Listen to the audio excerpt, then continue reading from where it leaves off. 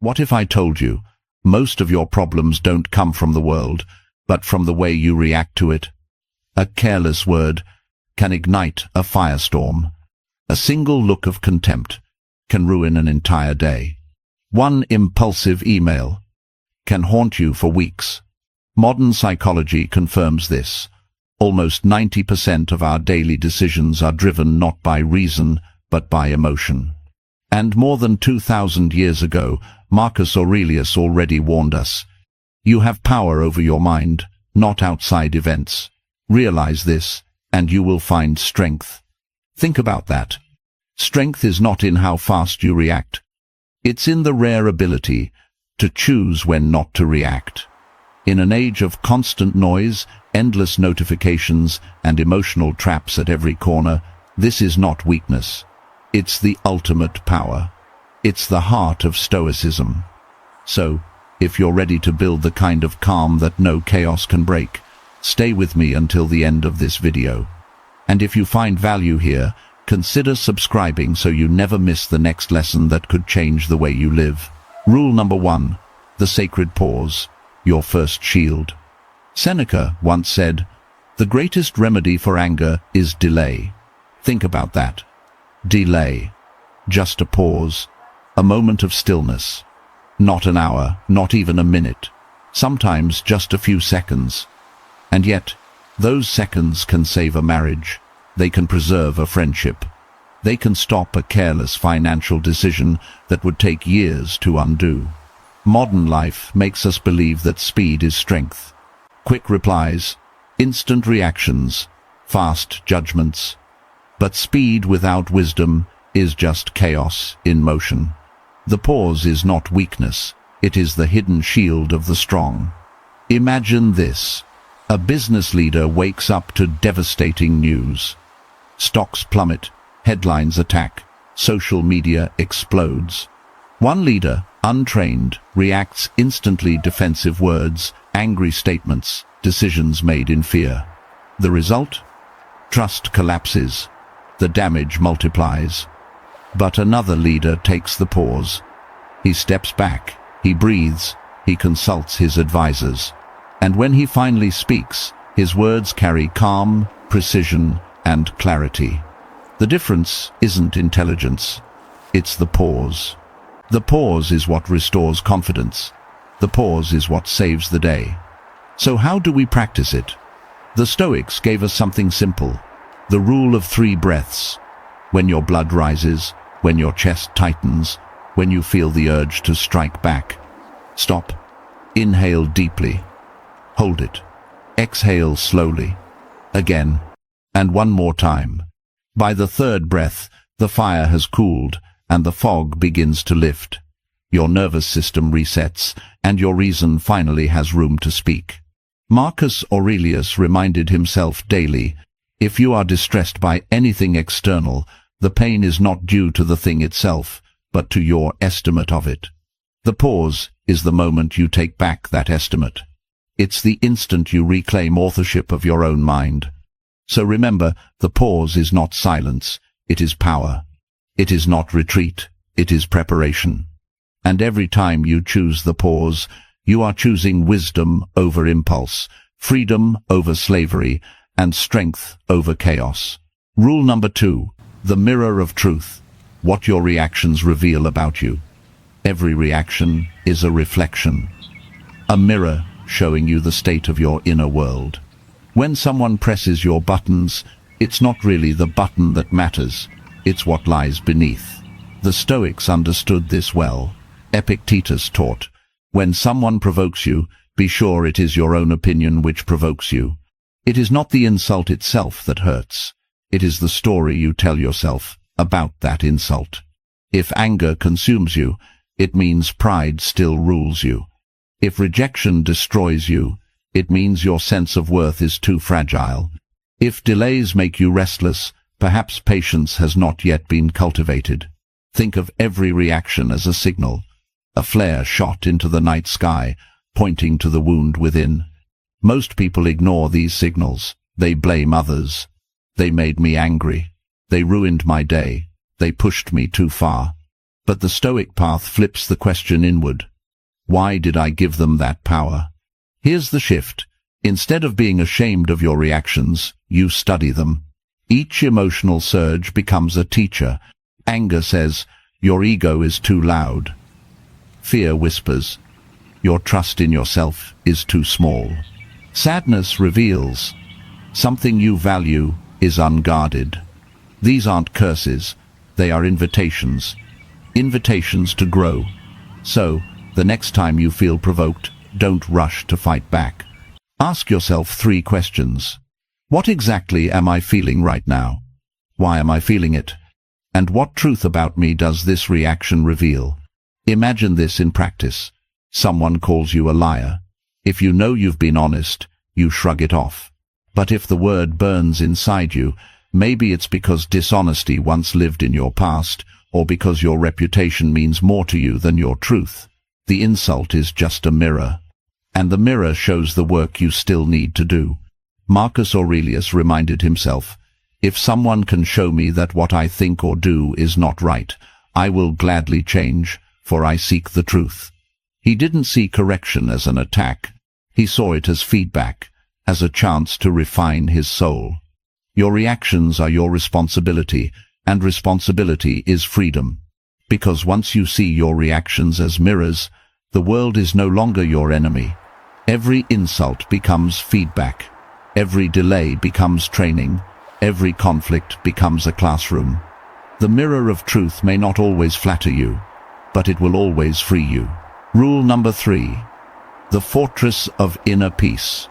Building unshakable strength. Most people search for peace in fragile places. They build it on money, on recognition, on comfort, on control. But what happens when the money dries up? When the praise stops? When comfort is taken away? Their peace crumbles. The Stoics taught us a better way. Peace must not be borrowed from the outside. It must be built like a fortress within yourself, walls of stone that no storm can break. Marcus Aurelius wrote, people seek retreats in the country, by the sea, in the mountains. But you can find retreat at any moment within yourself. That retreat is the fortress. Not an escape from life, but a stronghold inside the mind, where calm cannot be stolen. Think of it this way. A storm pounds against the walls of a great castle. The wind howls, the waves crash. But inside, the fire still burns. The people are safe, the walls hold. Your mind can be that castle. But only if you choose to build it on what cannot be taken, your values, your clarity, your self-control. So how do we build it? First, discipline of thought. Guard your attention. What you dwell on shapes who you become. Stop feeding your mind with outrage and gossip. Feed it with wisdom, reflection, and action. Second, mastery of desire. The less you need, the less anyone can take from you. True wealth is not in having much, but in needing little. Third, courage in adversity. Peace does not mean the absence of fear. It means the presence of strength. Choosing courage over panic is how you reinforce the walls of your fortress. Imagine someone insults you. If your peace depends on their respect, the wall crumbles. But if your peace rests on your dignity and your self-control, their words bounce off like arrows against stone. Imagine losing wealth or status. If your calm depends on them, you will collapse. But if your calm rests on principles, no loss can touch it. Epictetus said it clearly, no man is free who is not master of himself. Mastery of yourself is the strongest defense. It is freedom. It is peace that no tyrant, no critic, no storm can take away. So build your fortress each day. Train your mind like a soldier before battle.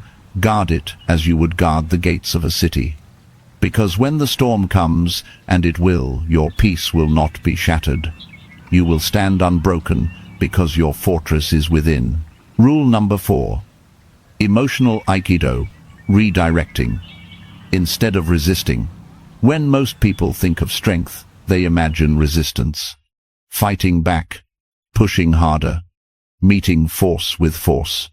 But the Stoics, like the masters of martial arts, knew a deeper truth. Real strength is not always found in resistance. Sometimes it is found in redirection. In Aikido, the goal is not to clash with the attacker head-on. The goal is to use their energy, to flow with it, to turn it into balance. The same principle applies to our emotions. Anger, fear, sadness. These are not enemies to be crushed. They are forces to be redirected. Think of anger. Left unchecked, it destroys relationships, poisons judgment, and burns the soul from within. But anger redirected can become courage. It can become determination to fight for justice or persistence to achieve a worthy goal. Fear, too, can paralyze us. But fear redirected becomes preparation. It sharpens the senses. It makes us ready. Even sadness, when embraced, can transform into compassion, into empathy that connects us more deeply with others. Seneca reminded us, "We are more often frightened than hurt, and we suffer more in imagination than in reality." This means the raw energy of emotion is not destructive by itself. It becomes destructive only when left without guidance. So how do you practice emotional Aikido? First, name the emotion clearly. Say to yourself, "This is anger, this is fear, this is grief." Naming takes away part of its grip. Second, feel the energy beneath it. Anger feels like fire. Fear feels like tension. Sadness feels like weight. Notice where it lives in your body. Third, redirect that energy towards something useful. Turn anger into fuel for self-improvement. Turn fear into a checklist for preparation. Turn sadness into kindness for someone else who is hurting. This is not suppression. Suppression only makes emotions grow stronger in the shadows. This is transformation. Nothing is wasted. Even pain becomes power. Marcus Aurelius wrote, "The best revenge is not to be like your enemy." That is redirection. Refusing to mirror the negativity of others, and instead using the moment to rise above. Think of water. Water does not resist the rock. It flows around it. Over time, it shapes even the hardest stone. So too can you shape your life, if you learn to redirect your emotions instead of fighting them. Emotional Aikido is the art of turning every feeling into strength. It is Stoicism in motion. It is how you stop being a victim of emotion and start becoming its master. Rule number 5. The Phoenix Principle, rising stronger from every fall. Life will break you. That is not pessimism, it is reality. There will be betrayals, there will be losses, there will be failures that shake you to your core. But what defines you is not the breaking. It is what you choose to do afterward. The Stoics saw adversity not as a curse, but as a forge. Hardship is the fire, and you are the iron. Placed in the flames, struck by the hammer, you can emerge sharper, stronger, more resilient if you choose to rise. Marcus Aurelius reminded himself, "The impediment to action advances action. What stands in the way becomes the way." The obstacle is not the end of the road. The obstacle is the road. Think about your hardest moment. The day you thought you couldn't go on, the night when grief seemed unbearable. And yet, here you are, breathing, listening, alive. That survival is proof that resilience already lives within you. Now imagine if you didn't just survive, but rose stronger because of it. That is the Phoenix Principle. The phoenix is a mythic bird that burns, turns to ashes, and then rises again, renewed. This is not just a story. It is a metaphor for the Stoic path. Pain is not wasted. Suffering is not meaningless. Every scar tells a story of healing. Every fall creates the ground for rebirth. So, how do you practice it? First, acceptance. Do not resist reality. Do not waste strength wishing things were different. Accept what island. Second, meaning. Ask yourself, what can this teach me? How can I grow from this? The moment you give pain a purpose, it stops being just pain. It becomes fuel. Third, rebuilding. Do not return to who you were before. rise as something stronger, wiser, freer. Seneca wrote, "Fire tests gold, adversity tests men. The fire may burn, but it also purifies. It clears away what is weak, so that what is strong can remain." This principle does not erase sorrow. The Stoics grieved too. Marcus Aurelius mourned the loss of his children. Seneca wrote openly of his pain, but they chose to transform grief into wisdom, weakness into strength, endings into beginnings. So remember, you are not fragile glass. You are fire-forged steel. You are the phoenix. Every obstacle, every fall, every heartbreak is not the end. It is the beginning of your next rise. Conclusion. Not reacting does not mean indifference. It means choosing your response with intention. The Stoics remind us, no one can rob you of your peace unless you hand it over. In today's noisy world, inner calm is the rarest advantage. If this message resonated, give it a like and subscribe for more Stoic lessons. And in the comments, type this as your commitment: I choose wisdom over reaction.